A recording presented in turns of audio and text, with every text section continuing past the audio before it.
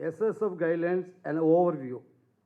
Mr. David Brown, Fisheries and Agricultural Officer in the Food and Agriculture Organization of the United Nations, will address now. Thank you very much, distinguished delegates, Chair, colleagues. It's a great pleasure for me to be here. As we've heard, these guidelines are one of the first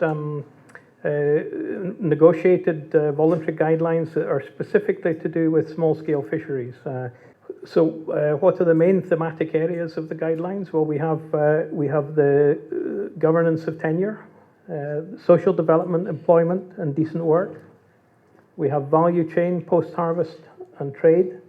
We have gender equality, and we have disaster risk and climate change. And these are all integrated together within the human rights-based approach.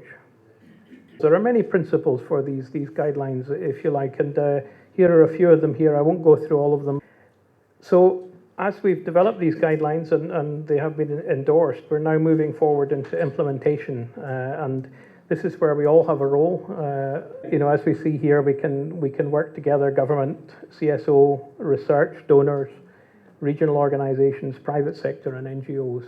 There's a great deal of work already going on. As you see, FAO now has at international level, we've developed an umbrella programme for supporting the implementation of the guidelines on small-scale fisheries. We've also integrated progress on this into the Committee on Fisheries, the COFI questionnaire now that goes to all countries.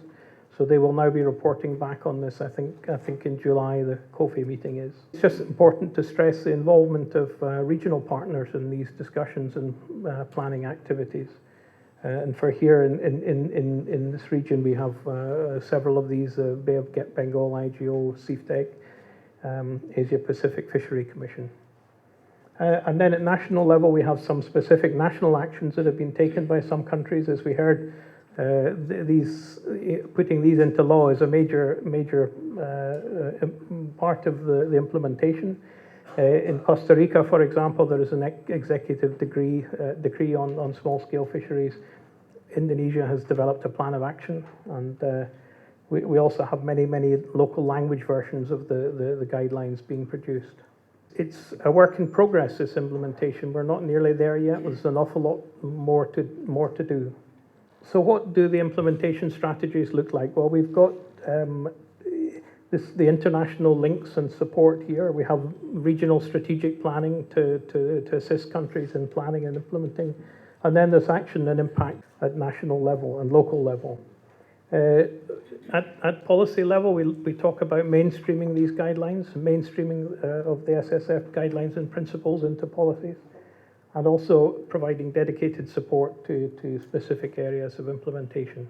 The regional workshops have been quite successful, I think, and I think we're going to hear shortly about a recent workshop here.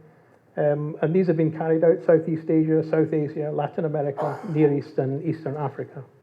The modalities of the workshop are fairly straightforward. They're 3.5-day workshops, and we talk about a range of issues here, including the governance of tenure, social development, value chains, and the meetings will complete with discussion and agreement on recommendations. And we also talk about partners and resources of funding.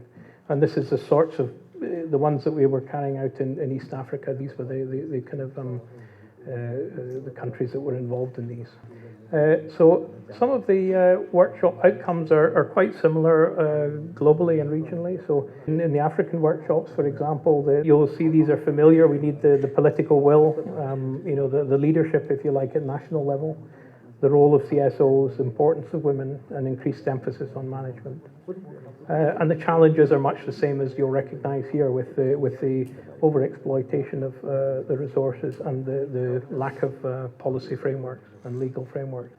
And just before I kind of complete this overview, I did want to mention some activities that we've been undertaking here with the Bay of Bengal LME project with the Government of India and partners. And this has been quite a successful method, so through a regional approach, working at national level. And we've provided, the project's provided support to guideline drafting and dissemination process. It's been helping to analyse gender considerations, supporting the labour dialogue, and working with enhancing capacities in fishing communities and promoting capacity development for socio-economic monitoring. So this is quite a good example where in the region we've been able to work through a regional project to provide support to countries at national level.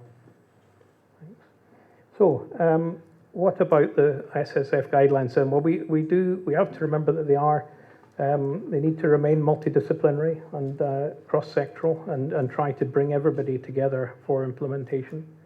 They've got to build on existing knowledge and experiences and initiatives and provide strategic engagement amongst partners. And they are a very, very useful tool, and they will be a very, very useful tool in future.